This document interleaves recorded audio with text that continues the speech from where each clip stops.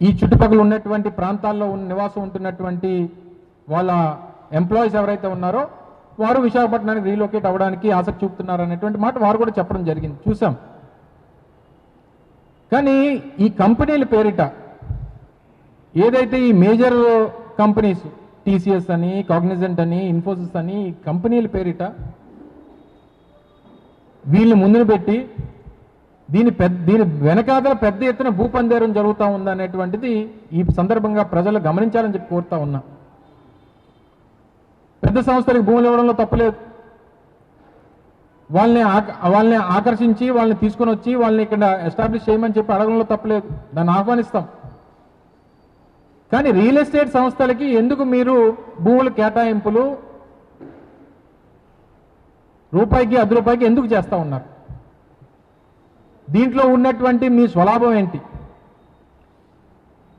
ఎందుకు ఈ పెద్ద కంపెనీల పేరిట మీరు ఈ రకమైనటువంటి వెనకాతల ఈ పెద్ద ఎత్తున భూపందేరాన్ని చేస్తూ ఉన్నారు అనేటువంటిది ప్రజలు అడుగుతున్నటువంటి ప్రశ్న. సత్వా గ్రూప్ అని, కపిల్ గ్రూప్ అని, లేదా ఇంకో గ్రూప్ అని దాదాపు 25 కోట్లు 20 కోట్ల రూపాయలు విలువైనటువంటి భూముల్ని 50 లక్షలకి ₹1 మీరు కేటాయిస్తూ ఉంటే దీని వెనకాతలు ఉన్నటువంటి మీ లాలూచి ఏంటి? ఇవే గ్రూప్స్ ఏ హైదరాబాద్లోనో, ఏ చెన్నైలోనో, బెంగళూరులోనో, ఇతర ప్రాంతాల్లో ఆయా ప్రభుత్వాలు ఈ రకంగానే భూములు ఇచ్చుంటాయి, అక్కడ పక్క రాష్ట్రాలు ఇస్తూ ఉన్నాయి, మనం ఇవ్వడంలో తప్పేంటి అని అడిగితే మేము సరే పక్క రాష్ట్రాలు ఇస్తున్నాయి కాబట్టి మనం కూడా ఇవ్వడంలో తప్పలేదని చెప్పి మేము కూడా యాక్సెప్ట్ చేసేవాళ్ళం, ప్రజలు కూడా యాక్సెప్ట్ చేసేవారు. కానీ ఇవే సంస్థలు పక్క రాష్ట్రంలో భూములు ప్రభుత్వాలు ఆక్షన్స్ పెడితే ఆక్షన్స్లో పార్టిసిపేట్ చేసి 100 కోట్లకి, 150 కోట్లకి, 50 కోట్లకి భూములు కొంటున్నటువంటి ఇవే సంస్థలకి మీరు ఎందుకు ఇక్కడ ఇంత తక్కువ ధరలకు భూములు ఇస్తూ ఉన్నారు? అవేవి ఐటీ ఎనేబుల్ సర్వీసెస్ కాదే, అవేవి ఐటీ సంస్థలు కాదు, రియల్ ఎస్టేట్ సంస్థలు అవి. వీళ్ళు బిల్డింగ్లు కట్టి ప్రైవేట్ వాళ్ళకి అద్దెలకు ఇచ్చి అద్దెలు తీసుకునేటువంటి సంస్థలు ఇవి. వాటికేమో మీరు రూపాయికి ₹10 భూములు ఇస్తే విశాఖపట్నంలో ఉన్నటువంటి ల్యాండ్ అవైలబిలిటీ చాలా తక్కువ, ప్రభుత్వం చేతిలో ఉన్నటువంటిది. అటువంటి దాన్ని 50 ఎకరాలు, 20 ఎకరాలు, 30 ఎకరాలు హార్ట్ ఆఫ్ ద సిటీ, రేపు భోగాపురం వైపు ఇంటర్నేషనల్ ఎయిర్పోర్ట్ వైపు గ్రో అవుతున్నటువంటి సిటీ, ప్రతి సెంటు భూమి కూడా విలువైనటువంటి భూమి విశాఖపట్నంలో, దాన్ని కాపాడుకోవాల్సినటువంటి బాధ్యత ప్రభుత్వం మీద ఉంది. అది కాపాడడం మానేసి మీరు ఇన్ని వేల కోట్ల రూపాయలు, నాకు తెలిసి బహుశా ఈ మధ్యకాలంలో ఇవన్నీ వివిధ జీవోలు ఇవన్నీ కూడా ఈ మధ్యకాలంలో ఇచ్చినటువంటి ల్యాండ్ అలాట్మెంట్స్ దాదాపు ఒక 400 నుంచి 500 ఎకరాలు ల్యాండ్స్ ఇచ్చారు.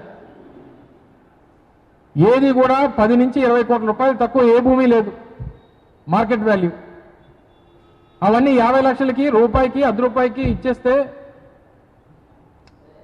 అంటే జవాబుదారీతనంగా ఉండాల్సినటువంటి ప్రభుత్వం, ప్రజలకి, ప్రజల ఆస్తులకి, ప్రభుత్వ ఆస్తులకి కస్టోడియన్గా ఉండాల్సినటువంటి ప్రభుత్వమే కంచె చేను వేసేస్తే మరి ఇంక దేనికి ప్రభుత్వం ఉన్నట్టు?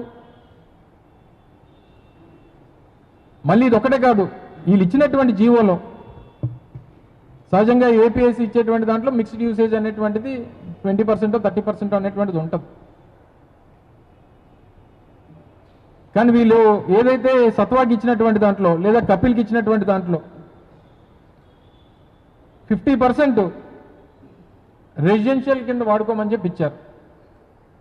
అంటే ఒక 10 మిలియన్ స్క్వేర్ ఫుట్ కట్టమని జీవో ఇస్తూ అందులో 50% రెసిడెన్షియల్ కాంప్లెక్స్ కూడా కట్టుకోమని చెప్పి ఇచ్చారు. అంటే విల్లాలు కట్టుకోవచ్చు, అపార్ట్మెంట్లు కట్టుకోవచ్చు.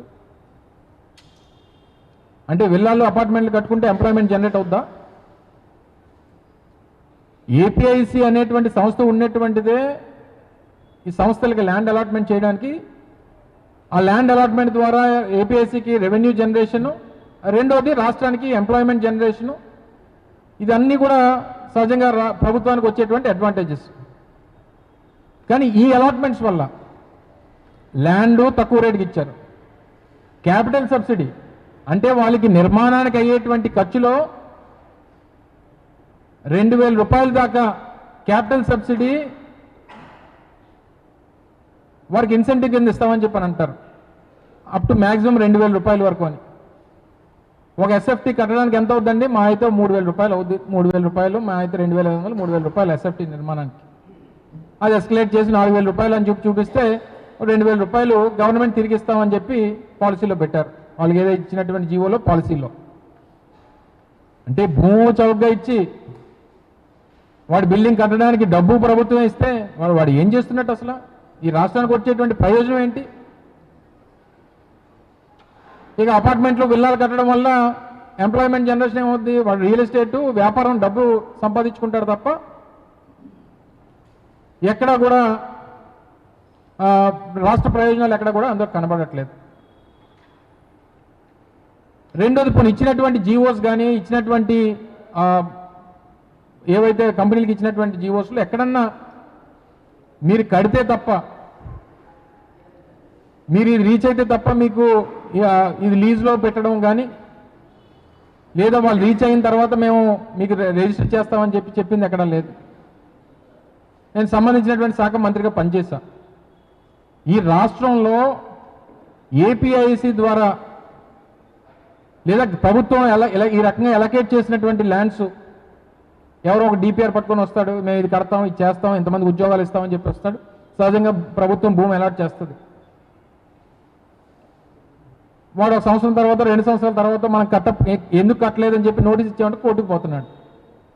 అలాగే ఈ రాష్ట్రంలో దాదాపు ప్రభుత్వానికి సంబంధించినటువంటి ఏపీఐసికి సంబంధించినటువంటి 17,000 ఎకరాలు నాకు తెలిసి, నాకు గుర్తుండి, అంటే నేను చెప్పేది 2024 నేను మంత్రిగా దీపేటువంటి సమయానికి, మా ప్రభుత్వం దీపేటువంటి సమయానికి ఈ రాష్ట్రంలో 17,000 ఎకరాలు లీగల్ ఇష్యూస్తో ఉన్నాయి. రేపొద్దున మీరు ఎంత పెద్ద ఎత్తున భూములు ఇచ్చారు, వాడికి మార్కెట్ లేదని చెప్పి రేపు కన్స్ట్రక్షన్ చేయకపోతే ఒక 2 ఏళ్ళ తర్వాత 3 ఏళ్ళ తర్వాత మీరు నోటీస్ ఇస్తే కోర్టుకు పోతాడు. అది అలా పడి ఉంటుంది. ఇది ఆ భూమి దేనికి వినియోగకరంగా కాకుండా ఉంటుంది, ప్రభుత్వం చేతిలో ఉండదు, ప్రైవేట్ వాడి చేతిలో ఉంటుంది. రేపు ఎప్పుడో 10 ఏళ్ళ తర్వాత 5 ఏళ్ళ తర్వాత మార్కెట్ బాగుంటే వాడు కడతాడు, లేకపోతే మానేస్తాడు. నష్టం ఎవరికి? ప్రభుత్వానికి. ఇదే లూలు మాల్ 13.5 ఎకరాలు, 99 సంవత్సరాలు లీజు, స్టాంప్ డ్యూటీ ఎగ్జంప్షన్, దాదాపు 250 కోట్ల రూపాయలు ఇన్సెంటివ్స్, ఇవన్నీ ఇచ్చి 10 సంవత్సరాల నుంచి చెప్తున్నాడు లూలు మాల్ విశాఖపట్నం కడతామని చెప్పి. ఇదే లూలు మాల్ గుజరాత్లో వెళ్ళి భూమి కొంటది. ఏంటి గుజరాత్లో ఉన్నటువంటి దానికి ఆంధ్రప్రదేశ్లోకి ఏం సంబంధం అంటే ఏంటి తేడా అంటే, అక్కడ చంద్రబాబు నాయుడు లేడు, ఇక్కడ చంద్రబాబు నాయుడు ఉన్నాడు, అంతే తేడా. అక్కడ కూడా ఒక చంద్రబాబు నాయుడు ఉండుంటే అక్కడ కూడా ఫ్రీగా ఇచ్చేవాడు. ఇదే లూలు సంస్థ హైదరాబాద్లో అద్దెకి భూములు అద్దెకి బిల్డింగులు తీసుకుంటుంది. ఆ సొంత ఊరు రాష్ట్రం అయినటువంటి కేరళలో భూములు కొనుక్కుంటుంది, గుజరాత్ వెళ్ళి అక్కడ భూములు కొంటుంది, అన్ని దగ్గరలో భూములు కొంటుంది. కానీ ఆంధ్రప్రదేశ్ వచ్చేసరికి మాత్రం చంద్రబాబు నాయుడు సంతర్పణ ఫ్రీగా ఇవ్వడానికి చంద్రబాబు నాయుడు గారు ఉన్నారు, తీసుకుందాం మనకే పోయింది. ఇదంతా దేనికనంటే ఎండ్ ఆఫ్ ద డే కొడుకు పబ్లిసిటీ కోసం, పెయిడ్ ప్రమోషన్ కోసం. ఎక్కడన్నా మన ఈ అడ్వర్టైజ్మెంట్లు ఈ కంపెనీలు అవి అడ్వర్టైజ్ చేసుకుంటూ ఉంటాయి, కానీ గవర్నమెంట్ పెయిడ్ అడ్వర్టైజ్మెంట్ ఎక్కడ జరుగుతుందంటే మన రాష్ట్రంలో జరుగుతూ ఉంది. అంటే కేవలం తన కొడుకుని మార్కెటింగ్ చేసుకోవడం కోసం, పబ్లిసిటీ చేసుకోవడం కోసం, ప్రభుత్వ సొమ్ముని, ప్రభుత్వం తాలూకా ఎక్స్చెకర్ నుంచి నష్టపోతున్నటువంటి డబ్బుని తన కొడుకు ప్రమోషన్ కోసం వాడుకునేటువంటి ప్రభుత్వం, ఈ రాష్ట్రం, ఆ నాయకత్వం ఈరోజు ఈ రాష్ట్రంలో ఉన్నందుకు చాలా బాధపడతా ఉన్నాం. కొన్ని సంస్థలు, ఎందుకంటే చిన్న చిన్న సంస్థల జోలికి నేను పోదలుచుకోలే, ఎందుకంటే అవి ఏంటో వాటి సంగతి ఏంటో, అవి ఎప్పటి నుంచి ఇక్కడ ఉన్నాయో ఈరోజు రాష్ట్రంలో కొన్ని పత్రికల్లో ఫ్రంట్ పేజ్ యాడ్లు ఇచ్చారు. 7, 8 సంస్థలు ఈరోజు శంకుస్థాపన చేస్తున్నాం, 40,000 ఉద్యోగాలు ఇచ్చిస్తున్నాం అని చెప్పాడు. లోపల మ్యాటర్ చూస్తే 8 సంవత్సరాల తర్వాత ఒక సంస్థ 25,000 ఉద్యోగాలు పూర్తి చేస్తుందని ఒక సంస్థ, 500 ఉద్యోగాలు ఇస్తుందని చెప్పి ఒక సంస్థ.